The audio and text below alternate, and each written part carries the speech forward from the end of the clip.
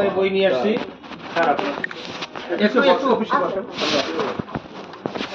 হ্যাঁ, আর ক্লাস 6 এর বইগুলো কালকে যেন ইয়ে করা যায়, সেট বাঁধিয়ে ক্লাস 6 এরও 20 সেট বই নিয়ে আসা হয়েছে, ক্লাস 8 এরও। আর আজকে তোমরা পরীক্ষা শেষে ক্লাস 10 এর ইয়েগুলো দিয়ে সেট নাই, ওই যেগুলো বাকি ছিল বিজ্ঞান আর হচ্ছে সামাজিক সেটাই দিয়ে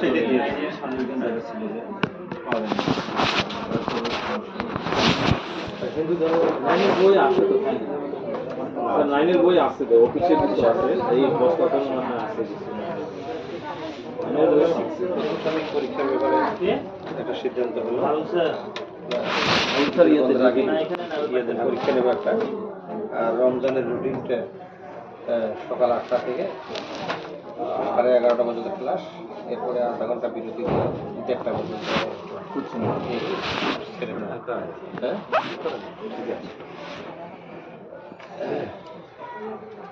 রমজানের রুটিনটা তো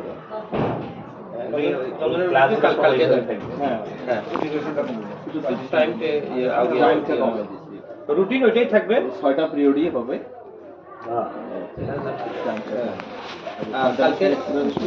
কালকে নোটিশটা দিতে হবে। হাই সেকশনের ক্ষেত্রে যেটা আমরা এখন বেশি গুরুত্ব দেব হচ্ছে ডিসিপ্লিন, এবং ওদের ক্লাসে প্রয়োজনে আপনার বিশ্বস্ত কাউকে স্পাই হিসাবে নিয়োগ দিয়ে প্রতিনিয়ত তথ্য নেয়।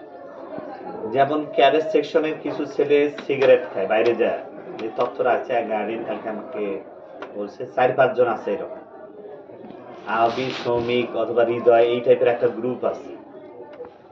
এই গ্রুপটা যেটা অন্য বাচ্চাদের খুব ডিসকাস করতেছে, অনেক ভালো বাচ্চা হয়, তাইলে আমরা কোচিং করবো না, শুধু স্কুল করবো। আমি একদিন দেখছি স্যার, ওই আমার ছুটি আছে তো, অনেক পরে গেছি, আমার দেখে ওভারলুক করছে, কিন্তু দৌড় দিচ্ছে না, সাথে সাথেই পরের দিন এসে আপনাকে ধরতে হবে।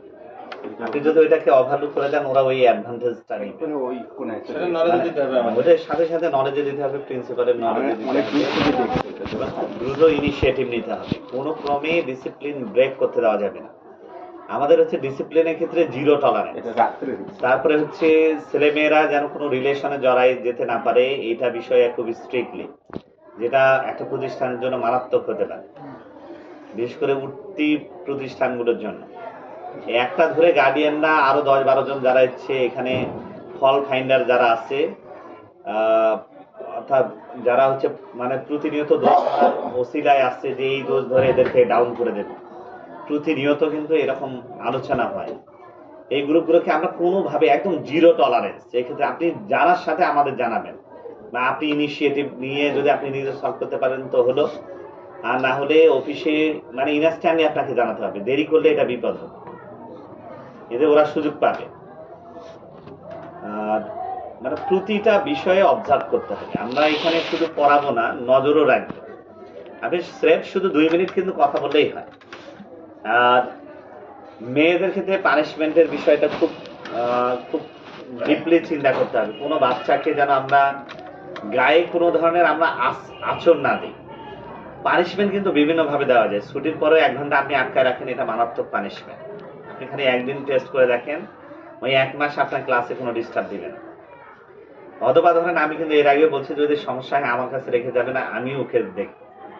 সন্ধ্যার মধ্যে ছুটি হয়েছে প্রাইমারি সেকশন, ও কোনো ক্রমে দুষ্টামি করছে, আমার এখানে দিয়ে দেন। আপনার যদি ব্যস্ততা থাকে আপনি চলে গেলেন, আর আপনি যদি ধরে রাখতে পারেন অফিসে এনে বরঞ্চ ওকে 1 ঘন্টা পড়ান, যে তুমি এগুলো পড়া দাও, এগুলো লিখে দাও। ওই একদিনের পেরেশানিতে ওই জীবনে দুষ্টামি করবে না।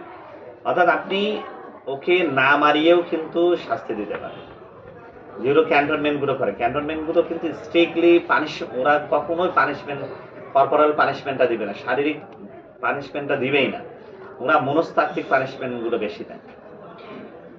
এই জিনিসগুলো করা যায়, কারণ প্রাইমারি সেকশনে কিছু গার্ডিয়ান আমাদের বলছে যে স্যার এরকম বলছে, যে আমার লাইফেও কোনো এক গার্ডিয়ান শেয়ার করে যে আমার লাইফেও এরকম হয়েছিল। আর যদি আমরা জানিও, আপনাকে সরাসরি বলে আপনি ওই বাচ্চাটার প্রতি কোনো ধরনের বিরূপ চিন্তা করবেন না। অনেক সময় ধরেন আমি নাম ধরে বললাম যে এই বাচ্চাটা স্যার আপনি এরকম করছেন, স্যার এইটা করেন না, কারণ আমরা শিক্ষকেরা অনেক সময় ওকে ইগনোর করার চেষ্টা করি, ছোট মানুষ। এতে ওর মনস্তাত্ত্বিক একটা প্রবলেম দেখা যায়। অথবা আমরা অনেক সময় স্যারেরা ওকে ইগনোর করার চেষ্টা করি, অথবা খাতা দেখতে চাই না, না তোমারে মারলে তো তোমার ঝামেলা। এই কথাগুলো ওই প্রতিনিয়ত একটা বাচ্চা কিন্তু সমস্যা তৈরি। এগুলো আমরা ওই গার্ডিয়ান শেয়ার করলো, স্যার আমাকে এখনো আমি ওইটা ভুগি। উনি একজন প্রাইমারি টিচার, এখনো আমার ওই যে 5-এ আমার স্যারে আমার সাথে এরকম খারাপ আচরণ করছে, এখনো আমার মনে হয় যে এরকম। সেই এই জিনিসগুলো আমরা করবো না, যেহেতু গার্ডিয়ানরা খুব সেন্সিটিভ বাচ্চাদের বিষয়ে,